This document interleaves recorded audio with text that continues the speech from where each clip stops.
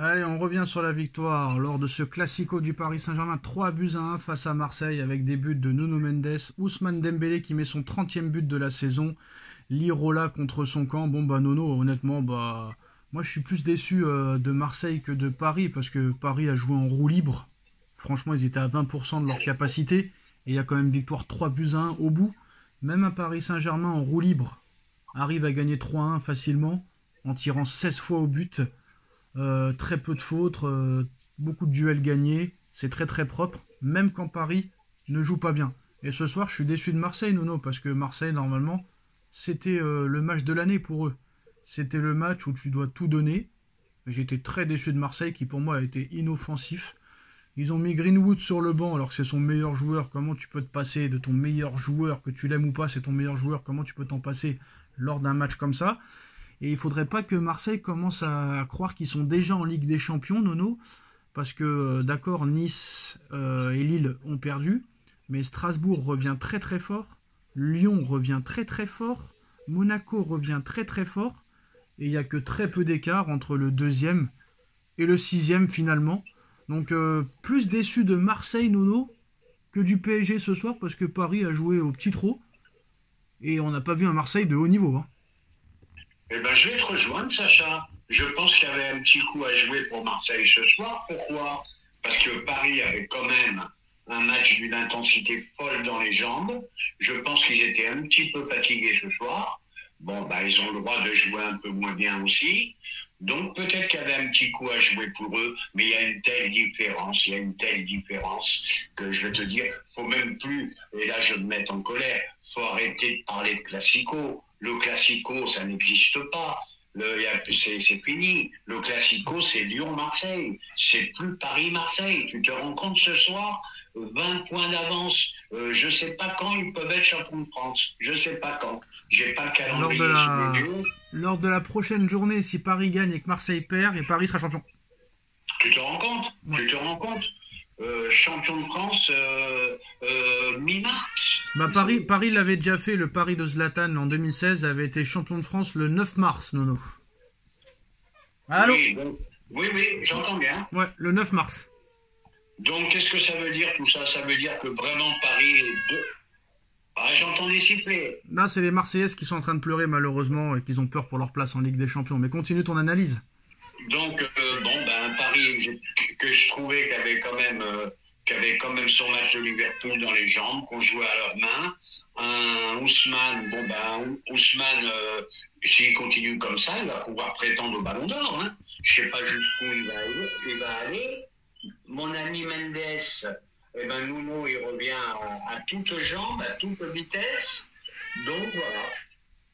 Surtout que là, je pense que Dembouz a pris de l'avance, est en train de rattraper Rafinha un petit peu, même si Rafinha n'a pas été buteur ce soir avec le Barça, il a été passeur décisif, mais voilà, je pense que ça va jouer à 3.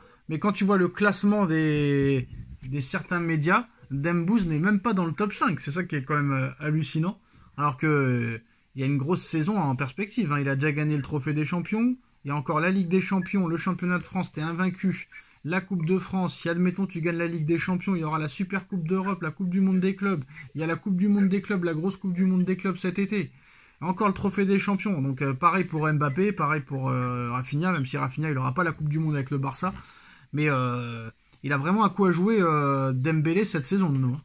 Ah, il a un gros coup à jouer, puis il met des buts plus beaux les uns que les autres, magnifique, voilà, et puis un match difficile à débriefer, parce que c'est quand même un PSG qui a joué à sa mesure. S'il n'avait pas lui forcé encore un petit peu plus, je pense qu'on était plus près du 4-1, 5-1 que du 3-2. Il y a vraiment un écart abyssal. Je ne sais pas ce qu'il va falloir faire dans cette Ligue 1. Là, c'est pas de la faute à Nasser, hein. C'est pas normal 20 points.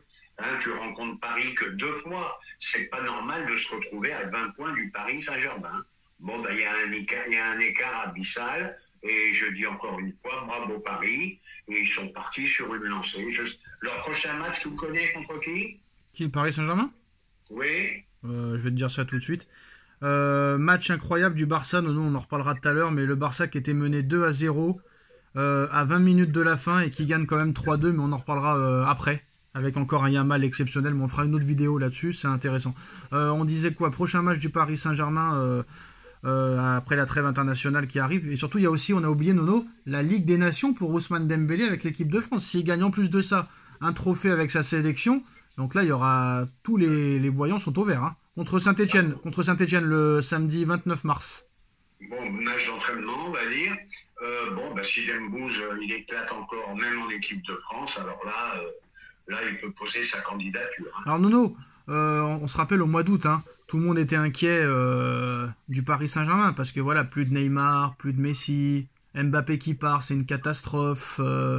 Plus de réel milieu de terrain depuis que Verratti est parti.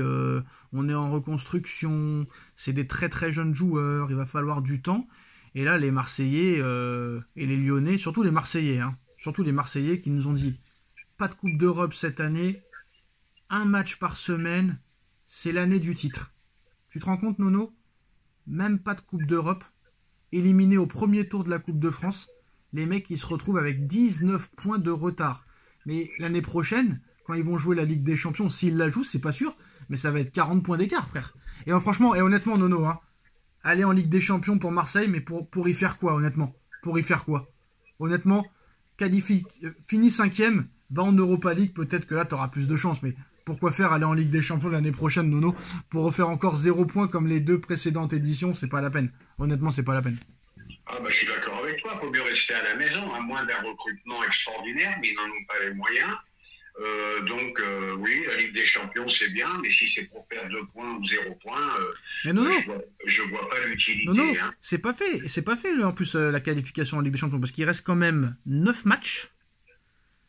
T'as seulement 2 points d'avance sur le 3e, 2 points d'avance sur le 4e. Ils ont de la chance que Nice a perdu, parce que sinon Nice était devant eux ce soir. Lyon qui revient comme des fous à 4 points. Lille est toujours à 5 points. Et il y a Strasbourg aussi qui est juste derrière à 6 points. Il y a seulement 6 points entre le 2e et le 7e, Nono. Ça peut vite tourner au vinaigre, attention. Hein. Ça peut tourner au vinaigre. Je ne connais pas le calendrier. Je crois qu'ils vont à Lyon. Je ne suis pas sûr. Hein. Alors on va voir le calendrier. C'est marrant de voir quand même... je crois qu'ils vont à Lyon. Alors ça me fait rire parce qu'ils vont jouer à Reims le prochain match. Alors Reims qui reste sur 5 défaites d'affilée. Et on sait que Marseille, ils aiment bien perdre contre les mecs en crise comme ça. Marseille, quand même, c'est 3 défaites sur leurs 4 derniers matchs. Ils vont à Monaco. Voilà. Ils vont à Lille. Voilà. Ils reçoivent Rennes. Mais non, il n'y a pas de match contre Lyon. Les derniers matchs compliqués, là, c'est à Monaco. Et un match contre Lille. Et un petit match aussi contre Rennes et contre Brest. Donc, c'est pas un calendrier si facile que ça. Mais il n'y a pas de Lyon. Il n'y a pas de Lyon. Hein. Il n'y a pas de Lyon. Comme tu as dit, c'est pas fait. C'est pas fait. Il y a de fortes chances que ça se fasse, mais ce serait quand même incroyable qu'ils ne se qualifient pas en Ligue des Champions, alors que cette année, il y a quand même 4 places, Nono. 4 places en Ligue des Champions. Hein. Ça serait infernal. Ça serait infernal pour eux. Hein. Ça serait un incident industriel. Alors, dernière question, Nono. On aura le temps de reparler de la suite pour le Paris Saint-Germain.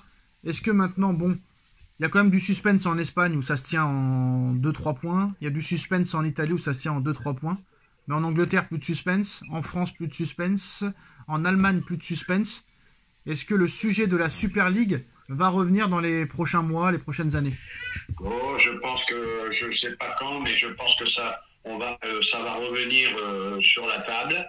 Les championnats nationaux maintenant sont trop déséquilibrés. Tu as 2-3 équipes par championnat national. Encore en France, il n'y en a qu'une. En Allemagne, allez, on va peut-être dire 2, ça, selon les années, mais tu as le Bayern et les autres, c'est pareil. Il n'y a qu'en Espagne où tu as 3 clubs qui se battent vraiment jusqu'au bout. Ça va finir, je pense que ça peut finir par une Super League, ça. Hein. On verra comment ça se passera. On se retrouve tout à l'heure pour débriefer l'incroyable remontada, encore une fois, du FC Barcelone. Est-ce que le Barça est le grand favori pour gagner avec des champions? A tout de suite. Tchuss.